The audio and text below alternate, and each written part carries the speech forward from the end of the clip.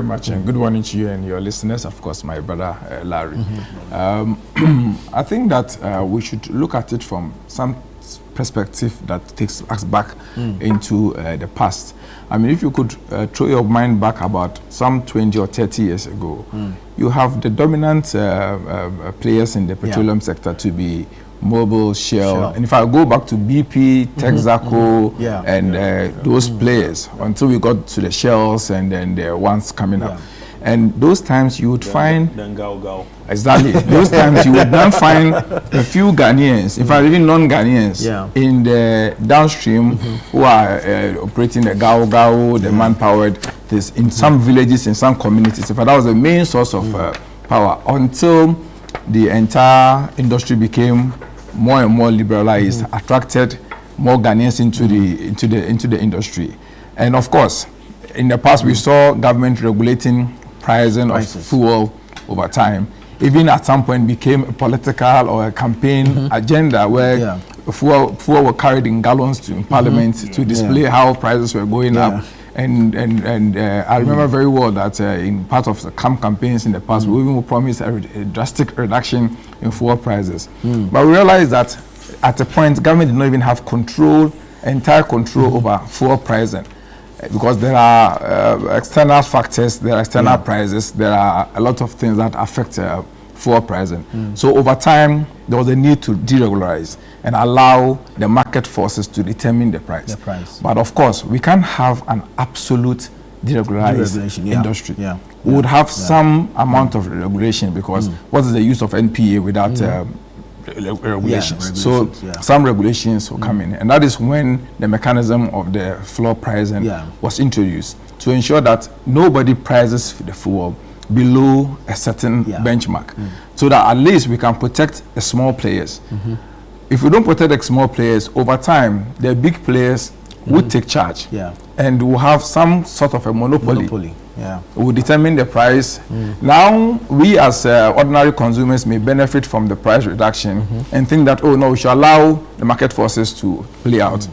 What will happen in the long run is that if you are not careful and protect the industry, ensure steady supply, ensure availability of fuel, we would have a situation where the big players will kick out the small players, and over time they will control the system. They can halt, they can increase prices, they can determine when it's available, and they form a cabal, and that cabal eventually would affect the consumers. So the mechanism in the long run is protecting the consumer. Today, it's unfortunate that the conversation should be centered on the benefits of the fuel reduction we are having today. Because we have seen significant fuel reduction. My concern and perhaps a bit of worry is that we are not seeing it translate to the price of some goods and items that are carried out. We all know that they are affected by fuel prices, and even fares in general. I mean, I come from the Upper East region, Bolga. About 2 years or a year ago, the fare to Bolga on a VIP ticket is about 340, 350 Ghana cedis. Today, fuel prices have dropped close to half of the price, and yet they are still charging the same amount. And the roads have not been fixed. Come on. Tomorrow, if this same fuel price goes up, that's the argument they will make. But the road is being fixed. The road was not fixed 2 years ago, and they were able to increase it.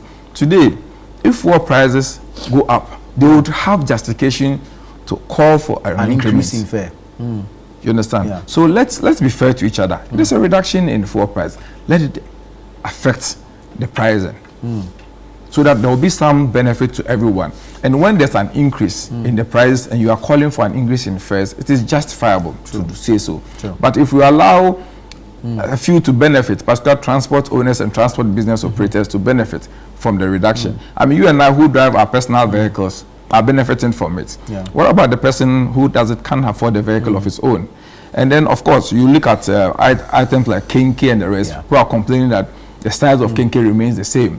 If you will not reduce the price, at least increase the size. Let the ordinary person. So I'm calling on Ghanaians, I'm calling on people that, listen, let's be fair to each other. Let's be our brother's keeper. Let's not think that we can benefit so much from the price reduction now and allow ordinary people to suffer. Eventually, you, the driver who is refusing to reduce the price, you also go to the market. And the market woman there would also get the opportunity to squeeze you in. Indeed. But so the circle should be in such a way that it will benefit everyone. But I think the call for the removal of the floor pricing, I think that we should be careful about it, because if we are not careful, we would open the floodgate, we would open the system up, and eventually would affect the ordinary consumer. We will benefit now from the price reduction if it is reduced, but it will affect us in the long run, and that cannot be, that is not good enough. We should think about long term. We've seen countries like Sri Lanka and even Nigeria that produces fuel have long queues at their pumps and at filling stations where there are not enough supply of fuel. We don't want to get to the point. At least let's have stable supply of fuel at stable prices. And what is even more significant, you notice that when we have this price volatility, it affects pricing of items as well. True. Because you buy items today hoping that you would have some stability, as we are enjoying today with the inflation rate and everything. Then tomorrow, because we've reduced all this, taking out the mechanism, prices just keep going up and down, and there's no proper anticipation and planning for businessmen and people who consume. So I think we should take a second look at it and then not rush in reducing it. The call by the CEO of Star Oil, I think must be looked at carefully. We shouldn't rush. Right.